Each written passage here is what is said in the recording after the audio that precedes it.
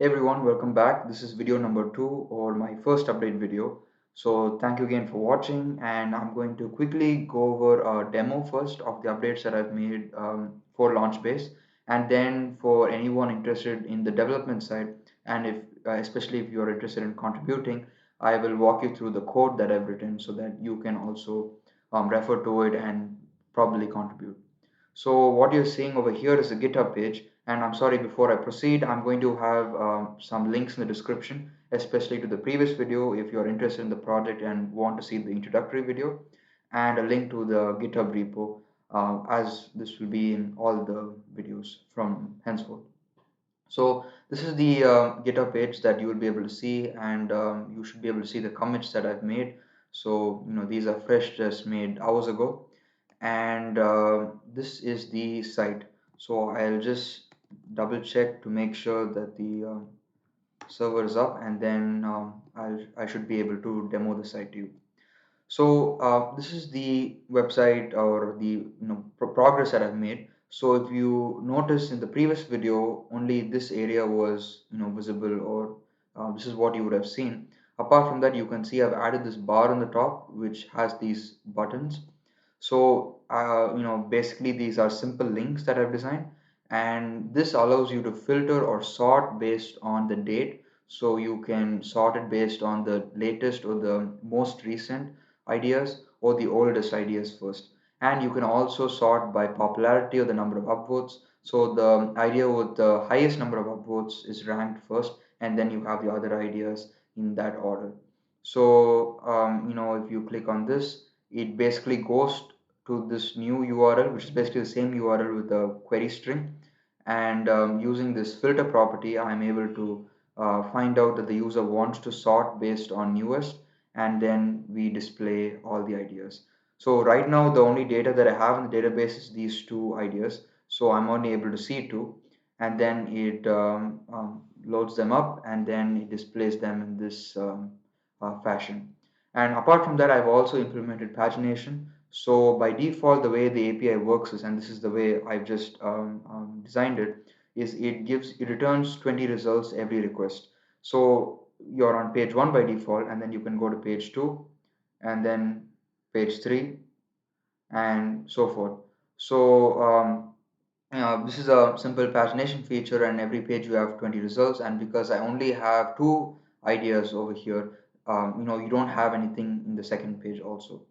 So you can go back, and obviously there's a lot of subtle logic and edge cases that I've accounted for. So for example, it can go to page 0 or page minus 320 or something. None of this is going to work. So I do have some edge cases accounted for. And obviously when you have page 1, I remove the left hand arrow so that you can't try to go to the previous page. And if I click on this again, it goes back to the default display view, or that's just what I call it, where this is sort of the home page. So you have 5 of the most recent ideas under latest ideas, and then under this section you have 20 of the most popular ideas. So this is sort of the default view, and then you can sort or filter based on these views too. So this is the primary changes that I've worked on, and in addition to this, I have done one other small change, but still I felt it was important and I didn't realize this ahead of time. So in this profile page, I want to make this very simple. So traditionally, any type of form, you have the input, which are these boxes which you type in, and then you have a label also which tells you what the input is for. So for example, the first box over here is your name. So I would normally have a label on top which says your name or your full name or something like that. But I felt it was repetitive because anyways inside the box I want to have a placeholder. So when you don't have anything, it just says full name. So that's perfect. But when you actually do type your name, it gets hidden. So once this entire form is complete and I come back to this page, it's hard for me to understand what each of these boxes are. So I've implemented these tooltips like this using Popper.js. So now you can, quickly when you hover or when you focus on one of them, you can easily see this tooltip which tells you what it is. So I felt it gave me this good compromise of simplicity and minimalism, and at the same time it gave me this quick view of what actually the input was for. So I was able to solve this problem using this. So I think that wraps up the demo of all my latest changes for today. I will create the next video once I'm done with the changes, and it'll probably get published tomorrow. And I think you should be able to expect me working on the create new idea page. So for that, I'm going to just work on creating that page, that form where you can input all the idea details, hit submit, handle the errors, and once you hit submit, it should send the request to the database. Everything should get saved, and it should go to this draft ideas spot. So if I have time, I should be able to implement draft ideas too. I think that's a simple feature, shouldn't take too long. Or else I will just stop with the create new idea page for tomorrow, and then day after tomorrow you should be able to see this ready. So that wraps up my demo. What I'm going to do is switch over to the code. So anyone interested in the development side, they can view my progress and start working if they want to. So let me quickly switch over to Visual Studio Code. Okay, so this is the workspace as usual, and you should be able to see the comments that I've made also through the GitHub repository. But anyways, most of my changes were in the client side, so you should be able to see it in the public folder. I've also made a a slight tweak to the schema, which I didn't realize before. So if you check over here, I have additional validation for the query string. So, even if someone bypasses the validation on the client side, if someone tries to directly send a request to the server with an invalid, page or filter query string. So for example, if they try to send some random letters for the page, then it's going to immediately throw an error and quit because it's not an integer. So I've added this extra thing in the schema. But apart from that, all my other changes are there in the client side. So you can go to the ideas HTML folder that's there in this folder structure. And basically I've just copied everything from the other files that you can see over here, and I've updated these URLs. And over here you should be able to see the actual HTML content, so pretty much nothing, right? And the way it works is, so right at the top you have this filter container. So this filter container were those buttons that you see, so that's always going to be displayed. And what we do is in the JavaScript, which I'm going to show you right now, on page load we check for the query strings. So if we find out that this was present in the URL, then we're going to append or add a new class, the active class, and that helps us change the background color, change the display, so that people know that is the filter, that is the sort feature that is selected right now. And if we change to another button, if we click on this button, then again we know that this is the URL which is present, so we remove the active class over here and add the active class over here. So that's how I find out which one is selected and update the user. This div over here is for the pagination, which you should have seen. So again we check the URL, the query string. If it's in the default one, if it's just your slash just an idea, the main root route, we're going to basically hide this, remove this from the DOM. But if it's not, we're going to show this and show this pagination feature. And then we have a couple of containers. Actually, I don't know why this is there. I'm going to remove this. This is basically how the idea item, the individual ideas, those boxes that you see, how that's going to be structured. This was for my testing, not required actually. So inside these containers is where we programmatically through the JavaScript we manipulate the DOM and add those ideas into this empty container right now. And this is basically what we show when the request is sent and we're waiting for the data to be sent back. So that is the HTML. Most of the work was done in the JavaScript. So I'll open up that. And as I said below, before, if you're wondering how I did the the tooltips, that was done using Popper.js Of course, I had to do some logic for that, but it's pretty straightforward and you should be able to see that. Anyways, I'll walk you through that too. In IdeaJS, most of this is pretty straightforward. I reuses from the other sites, especially the logic for the login and logout to make sure that the user is actually authorized. And pretty much the place where we start is from here. This is the new content. So as I said, we start by getting the URL, getting the search params, and then we find out, is there any filter or sort, is there a page query parameter in the URL, and then we check if it's a valid type, if it's a proper integer and the integer is 1 or greater. um, we check that, and then if it's not, we're just going to redirect them to the main URL, because honestly, if something is messed up in the URL, that means the user has tried to do something that they were not supposed to. They were voluntarily playing with the site and doing something that they weren't supposed to. So I'm not going to be so concerned about handling this error in such a calm manner. So as long as we don't show some nasty error and we're able to control it, I think we're fine.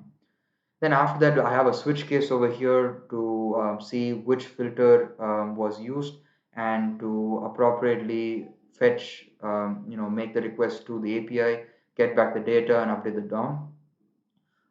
Pretty straightforward. And then this is the event listener for the input for the pagination. So I don't have any submit button. If you want to quickly navigate to a particular page, like if you already know the idea that you're looking for is on page number 5, so you just go to the box, hit page 5, hit enter, and then we send the request. I just have some extra logic over here to make sure that the page you've given is actually valid, a valid type that we're expecting. So apart from that, pretty straightforward. And then this stuff is basically copied from the previous pages, so nothing new. This is some logic that I wrote because it was quite repetitive. So basically every time we send the request, get back the data, this is all the DOM manipulation that we do. So we create the box, we create the title, the description, the date, all of those individual HTML elements, append them, create that proper hierarchy, and then actually push it to the DOM. So this was repetitive. We were doing this for each filter. So to make the code more concise and prevent that repetition, I put this into a function to remove that or prevent me from reusing the same code again and again. And then I have another one. Again, this is again to prevent the repetition, but it's for a different logic. This was similar for this, but it was only for I think this was for. Actually, I don't remember. It was part of this, but I think it was only for a couple of the filters. So I think this we were doing for any scenario, but this it was only if we were. Yeah, actually, I remember now. This was for for you to go to the next page or the previous page. So either hitting the right arrow, the left arrow. So we either increment by one or decrement by one, and then update the URL. So that was for this. And then we have the logout, and again we're just copying stuff from the previous code. But that's all we've done for the idea. So that is all the changes that I've done. If you want to know, I can show you what I've done for the popper.js code. That was for the profile page. And let me just open the HTML file. So in HTML file, I've made some changes. I've added this div over here, which acts as a tooltip, and I've given this an ID, name dash, and then I'm sorry, this part is taken from the name attribute over here. So whatever attribute you have over here, the value dash tooltip. So over here, I've used Nick as the name, so Nick dash tooltip, or URL dash tooltip for here. So similarly, in this manner, I've added this div under each input, which acts as a tooltip. And then on the bottom of the page, I've added the script for popper.js, the CDN link. And then over here, nothing much. I've added these two arrays which will come in handy for me just to help me out to make the code concise. I'll get to this. And then all of this is as before. But once we've done getting the data and we've updated the DOM, this is where I start activating the tooltips. So I get a list or array of all the inputs using query selector all. I loop through each of those inputs, and then for each input I grab the tooltip using this syntax or this logic, and then I create the popper instance. So I'm going to configure it the way I like. I'm going to place it to the right. Traditionally it's placed on the bottom. So I'm going to place this to the right, add a little bit of offset, and then I'm going to add a fallback. So in case a page becomes too small, I want to flip it. So I want to take this right placement and push it to the bottom. But if there's no place at the bottom also, maybe you've scrolled all the way to the bottom, then flips to the top. So this is the reason I use Popper, because it has all this math logic which is very easy for me to quickly use, and I don't need to implement this by myself. This makes the development process very simple for me. And then, as I said, the arrays which I mentioned earlier come in very handy. So for the different types of show events, basically whenever my mouse comes into that element, into the input area, or whenever it's focused, those are show events. So for each show event, I want to add an event listener for that particular input, that box, and I want to set this data show attribute and then update the popper instance. And similarly for hide events, so whenever my mouse leaves or whenever I basically the opposite of focus, which is called blur, I'm going to remove that data attribute. So this data show attribute, that's the one that is going to help us change the style. So let me quickly go over to the CSS. Right at the top of the CSS file, I have this selector which looks for that data show attribute. So the data show attribute is there. I'm going to change display to block. If it's not there, display is going to be none. So that's how I switch on and off the display of the element. So I mean that's it. I'm pretty much done with the walkthrough of the code. If you have any questions, as always, you can contact me. I'm going to add my email ID in the description. You can contact me through any social media platform. It's there in my GitHub profile, and you can check out the code on GitHub. Please, as always, give me comments if you have any feedback or ideas that you want to convey. I would really appreciate you, and I would love hearing from you in the comments or by any means, even through email. And I'll see you guys in the next video. Hopefully, it gets ready by tomorrow. So, thank you for watching.